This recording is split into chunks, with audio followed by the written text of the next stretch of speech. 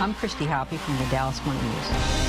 I mean, at that moment, she caught lightning in a bottle, and all of a sudden, she was a national name. The President of the United States was tweeting about something special happening in Texas. The pressure on her from there to launch a statewide campaign was tremendous. She hasn't yet been able to expand her base and attract the kind of moderate women that she would need, and Hispanics who are largely Catholic.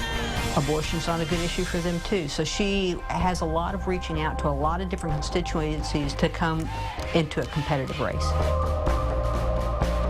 Welcome back to State of Texas in Depth. Women's health has played a crucial role this campaign season. In the race for governor, Democrat Wendy Davis was the face of the abortion bill filibuster last session. Republican Greg Abbott has led the charge defending the law in court ever since. And for Lieutenant Governor, Democrat Leticia Vandepute became a voice for women that heated night in the Senate 1 year ago.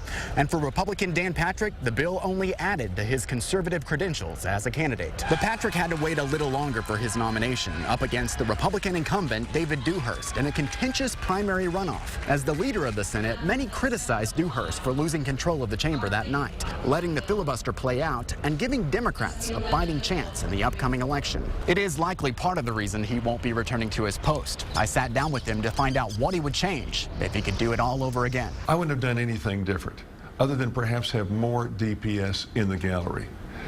The whole question was whether or not the senators wanted to break and never have the chance to filibuster again or protect their filibuster right. I got all the Republicans together, asked them if anyone had a different viewpoint. Not a soul said anything, including Dan Patrick. So we went out there, broke the filibuster, all hell broke loose. But the point is we passed the bill. And so as a lifelong businessman, I look at the scoreboard, and the scoreboard says 1 for protecting women's health and protecting the sanctity of the unborn, and 0 for Wendy Davis. Wendy Davis is no longer going to be in the Texas Senate.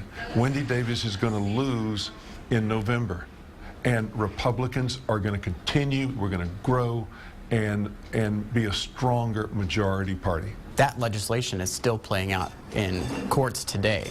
Where would you like to see the legislature going forward with this topic? The pro-life legislation, HB 2, was attacked on 2 of the 4 parts, and those 2 parts have been sustained by the courts. So I view this as an eminently both constitutional and a fair bill. When you look at the different parts, the ambulatory surgical centers, 27 other states require ambulatory surgical centers for an abortion. When you look at moving from 6 months down to 5 months, 32 other states have earlier termination dates. This is an eminently fair bill. It protects better the health of the mom. So you're not having an abortion in a back room. You're having it in an ambulatory surgical center like 27 other states. And again, we're well within the fairway of what other states are doing. Remember, September 1st is the date the full law goes into effect. Then you'll have the chance to weigh in on November 4th, the general election, and the people you put in office will head back to the Capitol on January 13th next year for the 84th Texas legislative session. We'll have complete coverage of all of those important events in our political section of KXAN.com. Just search for it under the News tab. Thank you for watching this special edition of State of Texas in Depth. Join us every Sunday morning at 8:30.